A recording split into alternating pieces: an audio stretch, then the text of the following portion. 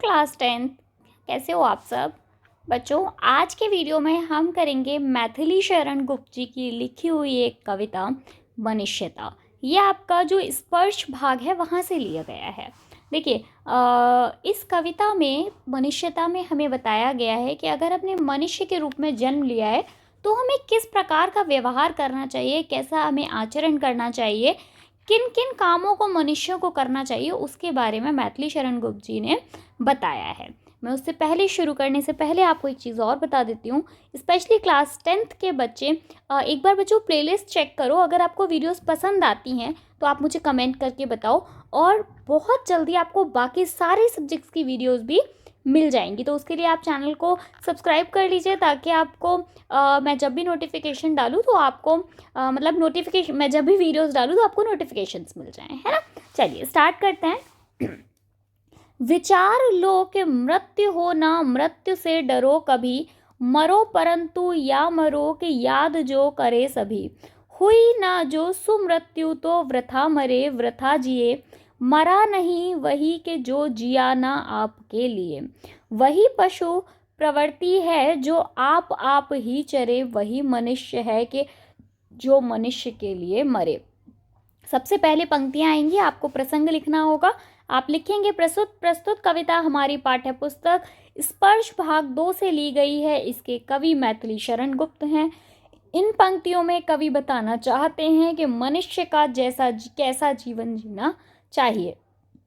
व्याख्या: कवि कहते हैं कि हमें यह जान लेना चाहिए कि मृत्यु का होना तय है, हमें मृत्यु से नहीं डरना चाहिए। कवि बताते हैं, कहते हैं कि हमें कुछ ऐसा करना चाहिए कि लोग हमें मरने के बाद भी याद रखें। जो मनुष्य दूसरों के लिए कभी कुछ भी नहीं कर सके, उनका जीवन और मरना दोनों बेकार है। मरकर भी वह मनुष्य कभी नहीं मरता जो अपने लिए नहीं दूसरों के लिए जीता है, क्योंकि अपने लिए तो जानवर जीते हैं। कवि के अनुसार मनुष्य वही है जो दूसरे मनुष्यों के लिए मरे, अर्थात जो मनुष्य दूसरों के लिए चिंता करे वही असली मनुष्य है। आप समझ गए होंगे, सरल है। पंक्तियों में कवि हमें बता रहे हैं कि अगर हमें मनुष्य के रूप में जन्म मिला है तो हमें दूसरों के लिए जीना चाहिए, उनके बारे में सोचना चाहिए, उनके लिए काम करने चाहिए।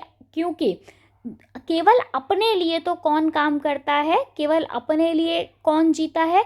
जानवर जीते हैं। अगर आप दूसरों के लिए जीते हैं तो आपकी मृत्यु के बाद, क्योंकि जब हमने मनुष्य योनि में जन्म लिया है, मतलब हम मनुष्य हैं, तो मरना तो हमारा तय है, कभी ना कभी हमें मरना ही है। लेकिन अगर हम कुछ ऐसा करते हैं कि हम दूसरों के लिए जीते हैं, तो हमें लोग मरने के बाद भी याद रखते हैं।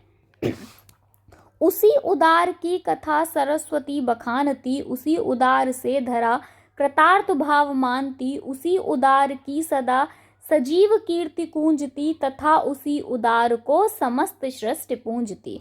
अखंड आत्म भाव जो असीम विश्व में भरे, वही मनुष्य है कि जो मनुष्य के लिए मरे। अब यहाँ पे व्याख्या की गई है। अच्छा, अगर पंक्तियां आएंगी तो मैंने प्रसंग बार बार नहीं लिखा है, प्रसंग मैंने सिर्फ ऊपर वाली पंक्तियों में लिखा था। व्याख्या: कवि कहते हैं कि जो मनुष्य अपने पूरे जीवन में दूसरों की चिंता करते हैं, उस महान मनुष्य की कथा का गुणगान सरस्वती अर्थात पुस्तकों में किया जाता है। पूरी धरती उस महान मनुष्य की आभारी रहती है। उस मनुष्य की बातचीत हमेशा जीवित मनुष्यों की तरह की जाती है और पूरी सृष्टि उसकी पूजा करती है। कवि कहते हैं कि जो मनुष्य पूरे संसार को अखंड भाव और भाईचारे की भावना से बांधता है, वह मनुष्य सही मायने में मनुष्य कहलाने योग्य है। देखिए, वो कह रहे हैं कि यदि आप दूसरों के लिए काम करते हैं, दूसरों की चिंता करते हैं, वही महान मनुष्य है। दूसरी बात, उसका नाम अमर हो जाता है। किस तरीके से? क्योंकि उसका नाम पुस्तकों में लिखा जाता है। जैसे महात्मा गांधी जी हैं, जवाहरलाल नेहरू जी हैं, और भी बहुत सारे इस तरीके के लोग हैं जिन्होंने दूसरों के लिए काम किया है, इसलिए हम उन्हें आज भी याद करते हैं। आगे की पंक्तियां, कृशुधार्थ रक्तदेव ने दिया करसत थाल भी, तथा दधीच ने दिया परार्थ अस्थ जाल भी। उशीन्द्र कृष्टीश ने स्वमास दान भी किया, सहस्रवीर कर्ण ने शरीर चर्म भी दिया। अनित्य देह के लिए अनाद जीव क्या डरे, वही मनुष्य है जो मनुष्य के लिए मरे। इनमें कवि कहते हैं कि पौराणिक कथाएं यानी जो पुरानी कहानियां होती हैं ऐसे मनुष्य के उदाहरणों से भरी हैं जिन्होंने अपना पूरा जीवन दूसरों के लिए त्याग कर दिया, जिस कारण उन्हें आज भी याद किया जाता है। भूखे से परेशान रंतदेव ने अपने हाथ की आखिरी थाली भी अवदान कर दी थी। मतलब जो रंतदेव थे उनके पास उन्होंने सब कुछ दान कर दिया, सिर्फ अपने पास खाने के लिए कुछ भोजन बचा था। लेकिन जब एक भिखारी, एक मांगने वाला उनके पास आया तो उन्होंने वो आखिरी थाली भी दान कर दी थी। महर्षि दधीच ने तो अपने पूरे शरीर की हड्डियां वज्र बनाने के लिए दान कर दी थी। आप जानते होंगे दधीच ने जब युद्ध में वज्र की ज़रूरत थी, मतलब जो युद्ध में औजार चाहिए होते हैं, उस सब के लिए उन्होंने अपनी शरीर की हड्डियां दान कर दी थी, क्योंकि हड्डियों से ही जो शस्त्र बनाए जाते थे उन्होंने उस शस्त्र बनाने के लिए अपनी हड्डियों तक का दान कर दिया था। उशीनर देश के राजा शिव ने कबूतर की जान बचाने के लिए अपना पूरा मांस दान कर दिया था। एक राजा थे, राजा शिव, उन्होंने कबूतरों के लिए, क्योंकि कबूतरों के लिए खाने के लिए मतलब कुछ नहीं होगा, तो उन्होंने अपना पूरे शरीर का मांस दान कर दिया था कि आप मेरे शरीर से भोजन कर सकते हो। और कर्ण ने अपनी खुशी से अपने शरीर का कवच दान कर दिया था। आपको याद होगा कि कर्ण के शरीर पर एक ऐसा कवच लगा था जो कि कभी अलग नहीं हो सकता था, तो लेकिन उन्होंने फिर भी अपना कवच तक दान कर दिया था। उनको कवच जब उन्होंने निकाला दान करने के लिए तो उनके शरीर की जो मतलब खाल थी, जो चमड़ी थी, वो तक निकल गई थी। कवि कहना चाहते हैं कि मनुष्य उस नश्वर शरीर के लिए क्यों डरता है, क्योंकि मनुष्य वही कहलाता है जो दूसरों के लिए खुद स्वयं को भी त्याग कर देता है। आगे, सहानुभूति चाहिए महाविभूति है यही, वशीकृता सदैव है बनी हुई स्वयं मही, विरुद्ध भाव बुद्ध का दया प्रभाव है बहा, विनीत लोक वृग क्या है सामने झुका रहा, आहा वही उधार है परोपकार जो करे, वही मनुष्य है कि जो मनुष्य के लिए मरे। कवि कहते हैं कि मनुष्यों के मन में दया व करुणा का भाव होना चाहिए, यही सबसे बड़ा धन है। स्वयं ईश्वर भी ऐसे लोगों का साथ रहते हैं जिसका सबसे बड़ा उदाहरण महात्मा बुद्ध हैं, जिनने लोगों का दुख नहीं देखा गया तो वे लोक कल्याण के लिए दुनिया के नियम के विरुद्ध चले गए। इसके लिए क्या पूरा संसार उनके सामने नहीं झुकता, अर्थात उनके दया भाव पर परोपकार के कारण आज भी लोग उन्हें याद करते हैं। भगवान भी ऐसे लोगों के साथ रहते हैं जिनके मन में दया का भाव होता है। आपने ये कहानी सुनी होगी महात्मा बुद्ध की, कि महात्मा बुद्ध ने जब दुनिया में लोगों के कष्टों को देखा, उनको परेशान होते हुए देखा, तो उन्होंने अपना घर परिवार अपने सब कुछ छोड़ दिया था। तो वही कह रहे हैं कि इस तरीके के जो लोग हैं उन्हें हमेशा याद किया जाता है और आज लोग उनके सामने झुकते हैं, उनकी पूजा करते हैं। महान उसे कहा जाता है जो परोपकार करता है, वही मनुष्य कहलाता है जो मनुष्य के लिए जीता और मरता है। रहू न भूल के कभी मदाद तुच्छ वित्त में, सनाद जान आपको करो न गर्व विचित्त में।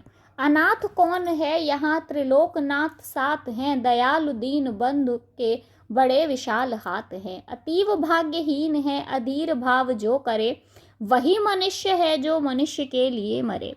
इन पंक्तियों में कवि कहते हैं कि भूल कर भी कभी संपत्ति या यश का घमंड नहीं करना चाहिए। इस बात पर कभी गर्व नहीं करना चाहिए कि हमारे साथ हमारे अपनों का क्या है, क्योंकि कवि कहते हैं कि यहाँ कौन सा व्यक्ति अनाथ है, अर्थात कोई भी व्यक्ति अनाथ नहीं है। उस ईश्वर यानी परमात्मा का साथ सबके साथ है। हम सबका जो पिता है वो कौन है? परमेश्वर है। वह बहुत दयावान है, उसका हाथ सबके ऊपर है। कवि कहते हैं कि वह मनुष्य भाग्यहीन है जो इस प्रकार का उतावलापन रखता है, क्योंकि मनुष्य वही कहलाता है जो इन सब चीज़ों से ऊपर उठकर सोचता है। किन सब चीज़ों से ऊपर उठकर सोचता है? संपत्ति, यश, इनसे ऊपर उठकर सोचता है, दूसरों के लिए काम करता है, वही मनुष्य कहलाने के योग्य है। अगली पंक्तियां, अनंत अंतरिक्ष में अनंत देव हैं खड़े, समक्ष ही संबाहु जो बढ़ा रहे बड़े बड़े। परस्पर लंब से उठो तथा बढ़ो सभी, अभी अमृत्य अंक में अपंग हो चढ़ो सभी। रहो न या के एक से न काम और का कर सरे, वही मनुष्य है जो मनुष्य के लिए मरे। कवि कहते हैं कि उस कभी न समाप्त होने वाले आकाश में असंख्य देवता खड़े हैं जो परोपकारी व दयालु मनुष्यों के सामने खड़े होकर अपनी भुजाओं को फैलाकर स्वागत करते हैं। हमारा मानना है कि जो सारे जो ईश्वर हैं, जो प्रभु है, जो परमात्मा है, वो ऊपर आकाश में से ऊपर रहते हैं। तो वो कह रहे हैं कि ईश्वर भी ऐसे लोगों का दिल खोलकर स्वागत करते हैं जो लोग दयालुता से भरे हुए हैं, जो दूसरों के लिए अपना जीवन समर्पित करते हैं। इसलिए दूसरों का सहारा बनो और सभी को साथ लेकर आगे बढ़ो। कवि कहते हैं कि सभी कलंक रहित होकर देवताओं की गोद में बैठो, अर्थात यदि कोई बुरा काम नहीं करोगे तो देवता तुम्हें अपनी गोद में बिठाएंगे। गोद में बिठाने से मतलब तुम्हें स्नेह करेंगे, प्यार करेंगे यदि तुम कोई गलत काम नहीं करोगे। अपने मतलब के लिए नहीं जीना चाहिए, अपना और दूसरों का कल्याण व उद्धार करना चाहिए, क्योंकि इस मरणशील संसार में मनुष्य वही है जो मनुष्य का कल्याण करे व परोपकार करे। अर्थात दूसरों के लिए जियो, दूसरों का परोपकार करो, तभी ईश्वर तुम्हें हाथ खोलकर तुम्हारा स्वागत करेगा और तुम्हें स्नेह करेंगे। मनुष्य मात्र बंधु है, यही बड़ा विवेक है। पुराण पुरुष स्वयंभू पिता प्रसिद्ध एक है। फलानुसार कर्म के अवश्य बाह्य भेद हैं, परंतु अंतरैक्य में परमाणुभूत वेद हैं। अनर्थ है कि बंधु भी न बंधु की व्यथा हरे, वही मनुष्य है जो मनुष्य के लिए मरे। कवि कहते हैं कि प्रत्येक मनुष्य एक दूसरे के भाई बंधु हैं। सब एक दूसरे के, हम भाई बंधु क्यों हैं सब एक दूसरे के? क्योंकि हम सबको वही ईश्वर हमारा पिता है। यह सबसे बड़ी समझ है। पुराणों में जिसे स्वयं उत्पन्न पुरुष माना गया है, वह परमात्मा या ईश्वर हम सभी का पिता है, अर्थात सभी मनुष्य एक ईश्वर की संतान है। बाहरी कारणों के फल अनुसार प्रत्येक मनुष्य के कर्म भले ही अलग अलग हों, परंतु हमारे वेद इस बात के साक्षी हैं कि सभी की आत्मा एक है। कवि कहता है कि यदि भाई ही भाई के दुख व कष्टों का नाश नहीं करेगा तो उसका जीवन व्यर्थ है, क्योंकि मनुष्य वही कहलाता है जो बुरे समय में दूसरे मनुष्यों के काम आता है। भाई भाई को एक दूसरे का साथ निभाना चाहिए, एक दूसरे के कष्टों का निवारण करना चाहिए, तभी हम कह सकते हैं कि वो एक अच्छा मनुष्य है। क्योंकि अपने लिए तो कौन जीता है? जानवर जीते हैं। चलो अभीष्ट मार्ग में सहर्ष खेलते हुए, विपत्ति विघ्न जो पड़े उन्हें ढकेलते हुए। घटे न हेल मेल, हाँ बढ़े न विभिन्नता कभी, अतएक एक पंथ के सतर्क पंथ हों सभी समर्थ भाव हैं कि तारता हुआ तरे, वही मनुष्य है जो मनुष्य के लिए मरे। कवि कहते हैं कि मनुष्य को अपनी इच्छा से चुने हुए मार्ग में खुशी खुशी चलना चाहिए। रास्ते में कभी भी संकट या बाधाएं आए, उन्हें हटाते हुए चलना चाहिए। मनुष्य को यह ध्यान रखना चाहिए कि आपसी समझ न बिगड़े और भेदभाव न हो। आप बेशक कि सब लोग अलग अलग तरीके से जीते हैं, सबका अलग अलग काम करने का तरीका है, सबका अलग अलग जीवन है, लेकिन फिर भी हर मनुष्य को इस बात का ध्यान रखना चाहिए कि आपसी संबंध कभी ना बिगड़े और कभी भी आपस में भेदभाव ना हो। बिना किसी तर्क वितर्क के सभी को एक साथ लेकर आगे बढ़ना चाहिए, तभी यह संभव होगा कि मनुष्य दूसरों की उन्नति और कल्याण में अपनी समृद्धि भी कायम कर सके। मैं उम्मीद कर रही हूँ कि आपको कविता समझ आई होगी और मैंने जो व्याख्या करने की कोशिश की है सरल शब्दों में, आपको समझ आया होगा। बच्चों, अगर वीडियो पसंद आती है तो प्लीज़ वीडियो को लाइक करके या एक अच्छा सा कमेंट करके मुझे ज़रूर बताओ, तभी मुझे पता चलेगा कि आपको वीडियोस पसंद आ रही हैं। और प्लीज़ बच्चों, चैनल को सब्सक्राइब ज़रूर कर लो। आप लोग वीडियो देखते हो, पसंद कर रहे हो, मुझे पता चलता है, लेकिन आप लोग चैनल को सब्सक्राइब नहीं कर रहे हो, तो प्लीज़ चैनल को सब्सक्राइब करो। मिलेंगे नेक्स्ट वीडियो में, तब तक के लिए bye bye. Thank you so much. आपके 10th क्लास के इंग्लिश मीडियम या हिंदी मीडियम के जितने भी बच्चे हैं, आप उनको वीडियो भेजो, और आगे हम और भी वीडियोस मैं इस तरीके की लेकर आती रहूँगी। मिलेंगे नेक्स्ट वीडियो में, तब तक के लिए bye bye. Thank you so much. All the best.